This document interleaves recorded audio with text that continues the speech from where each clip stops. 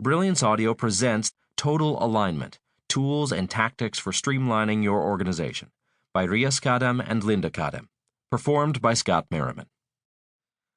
Let's begin with the case study we mentioned in the introduction. This running case study appears at the beginning of each chapter. In this chapter, you will get to know Brian, the CEO of X Corp, a large and successful group of companies in need of alignment. You will learn what we mean by alignment and why it is so critical to the success of an organization. The case study. Brian Scott, the CEO of X Corp Group, walked into a crowded conference hall in Chicago and took his seat in the front row. He was scheduled to deliver the keynote address. Brian had been invited to speak because of his success in turning around an ailing company during the previous year, as well as his recent acquisition of a successful high-tech startup. When his name was announced, he walked to the podium and surveyed the large crowd. He glanced down at his notes and confidently launched into his speech. Brian spoke about the type of leadership he had provided as X Corp Group's CEO. He communicated his vision for the expanded organization and his forecast of industry trends. He explained why Tech Corp, a newly acquired company, was the right fit for the X Corp Group. When Brian finished, he opened up the floor to questions. A young woman in the sixth row raised her hand and asked how Brian was planning to integrate the culture of the entrepreneurial acquisition with that of the larger group of companies.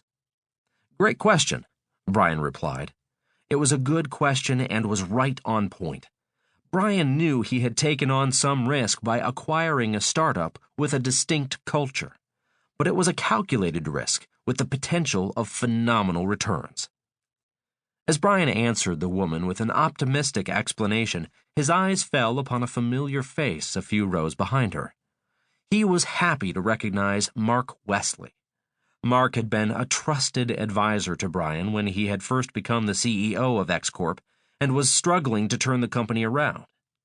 Brian had affectionately given him the name Infoman because he had solved many of Brian's information problems. Brian proceeded to call on other people and field questions. When his time was up, he left the platform and pushed his way through the milling crowd, hoping to greet Mark the Infoman, but Mark was gone. Brian shook hands with a few friends and colleagues and then made his way to the suite on the executive floor. Entering the room, he saw an envelope propped up on the credenza. Inside the envelope was a note that read, "Congratulations and best wishes for the challenge you've taken on." It was signed the Infoman. Brian smiled as he read the message from his old friend and advisor. Mark knew that Brian loved a challenge, even though he viewed it as more of an opportunity. Taking on a new acquisition was both. Tech Corp was the brainchild of Norman Evans, an exceptionally gifted and creative entrepreneur who had started the company 15 years earlier with little capital but great ideas. From scratch, he had built up a $75 million business, but then opted to sell. Brian wasn't sure why Norman decided to sell, but assumed that the company was having difficulty scaling up or moving from a successful startup to a high-growth company. Tech Corp was still relatively small, but Brian could see that it had great potential. He had studied the numbers, done his due diligence, and then made the owner an attractive offer. Norm happily accepted.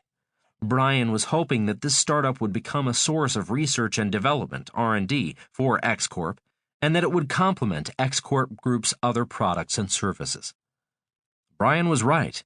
Tech Corp was scaling up and had hit a stage many entrepreneurial organizations know all too well, a challenge with capital. Norm's vision was to move beyond the inflection point, the point at which a company is too small to be big and too big to be small, and become a major player in the industry. That vision, unfortunately, hadn't panned out.